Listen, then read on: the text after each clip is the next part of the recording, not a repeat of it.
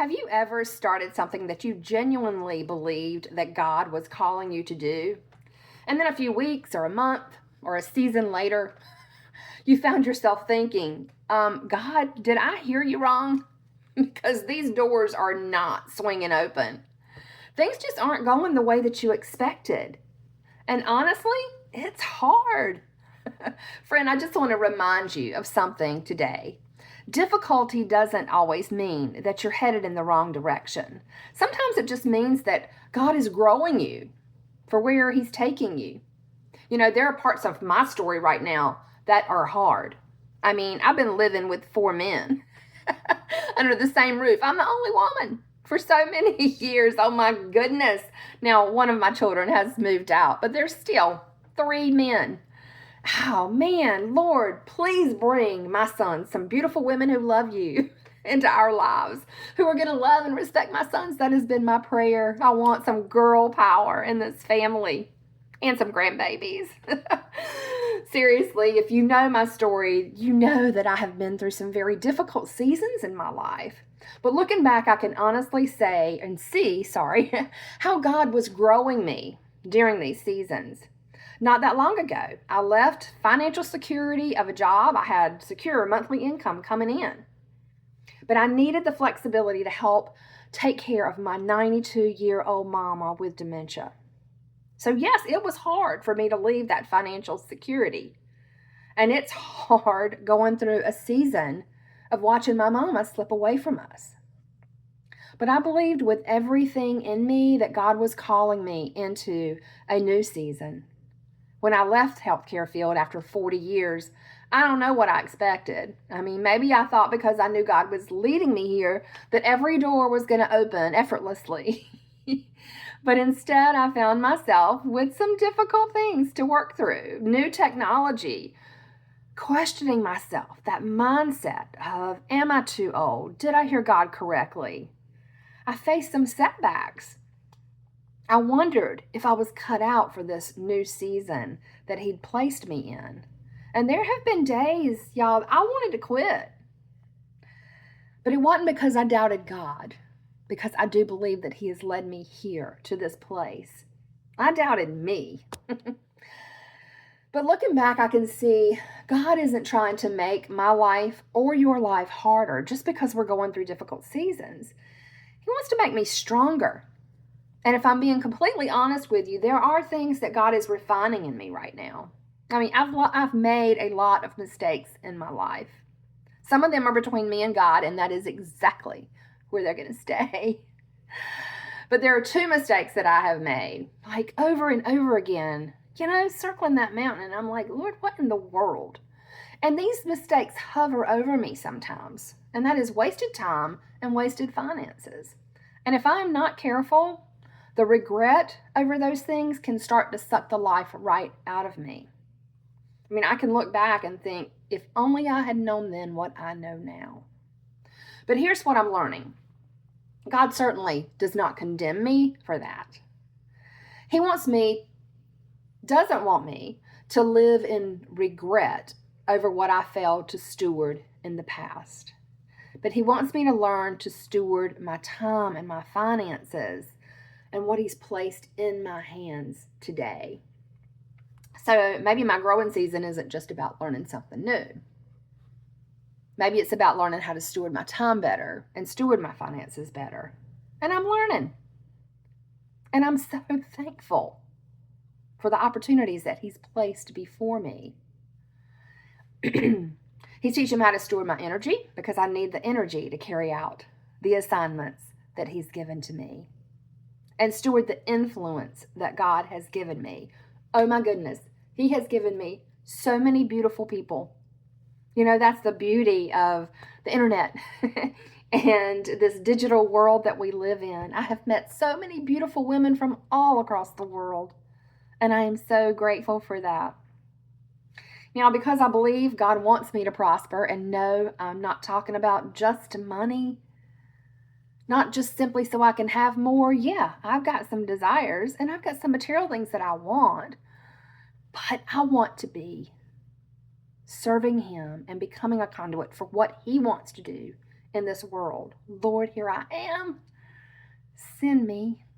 I'm blessed and I want to be a blessing. And that is part of what God is refining in me right now. I remember Malachi 3. The Bible describes God as a refiner and a purifier of silver. And a silversmith doesn't heat the silver to destroy it. He heats it to remove everything that doesn't belong there. All the impurities. Oh, Lord, yes. Remove all those impurities from me. The silversmith knows that refining is complete when he can look in that silver and see a reflection of himself. Isn't that what God is doing in us? So maybe instead of asking, Lord, why? Why am I going through this? Why is this happening to me? Why is this happening to my family?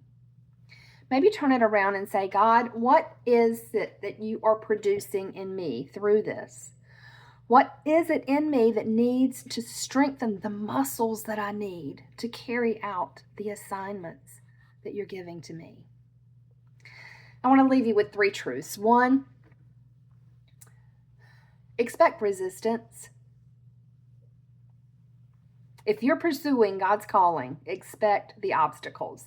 Satan is certainly going to make sure that the obstacle's there, and God may allow these things because it's going to stretch us and grow us. But he's there to help us, and he's never going to leave us or abandon us. Jesus told us there will be trouble in this world, but he also promises his presence. Number 2 is don't waste the hard seasons. One of the hardest seasons of my life. When we adopted our first 2 boys, they're from Russia. And so with Russia, you went, you met your child, you came home and waited for a court date. So we went and we met them. We were very fortunate. Most people only got a couple of hours with their children. We had 2 days. We didn't know it until we got there. It was a new region. It was really cool. But we had them overnight. So it was quite the experience. But when it came time to leave them, and we didn't know how long it would be, we met them in November, and we left and waited for a court date, which did not happen until March of the following year. One of the most difficult seasons of my life, because I fell in love with these 2 little boys, and I knew they were ours, but we had to wait. And yes, I prayed a lot during that season. That I found myself in the fetal position feeling really sorry for myself a lot of that time too. I just couldn't understand why. Why did we have to wait so long? But looking back, I realized that there's so much more I could have done with that time during the wait. God certainly did not condemn me because God does not condemn us. He may convict us, but he doesn't condemn us. But I look back and I think, man, I sure wish I'd spent a lot more time being more prepared for this whirlwind event that was about to happen. We went from a family of 2 to 4 overnight, and it was crazy. It was crazy, wonderful, crazy. But, the hard seasons teach us things that the easy seasons never could teach us. Teaches us trust, how to trust the one that is in control. It teaches us patience. That's a hard one. Oh, but Lord, it teaches us humility. Please, Lord, show me my pride. Help me to face that every day so I can just get past it, Lord, and just show me my pride.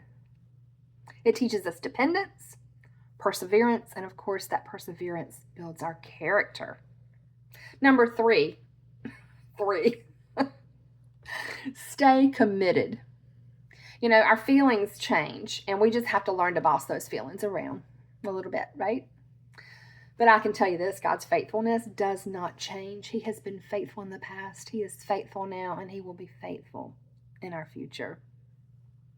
Our circumstances are going to change.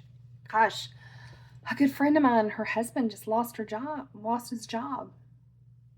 Just out of left field. You just never know. So our circumstances are going to change, but God's promises stay in his word, His promises will not change.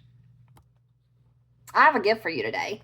It's a printable download, and I just want you to remember the fire, this difficult season that you may be going through, or this hard stuff. You're trying to do the right thing, trying to move forward, but there's hard things that you have to overcome. I just want you to remember that is not some proof that God has abandoned you, but it may be evidence that He's refining you in this season. So instead of asking, Lord, can you just zap me out of this? Just ask, Lord, what is it that you're teaching me right now? What needs refining in my life? And where do you want me to trust you more? What muscle in me are you strengthening so that I can carry out every assignment that you give me?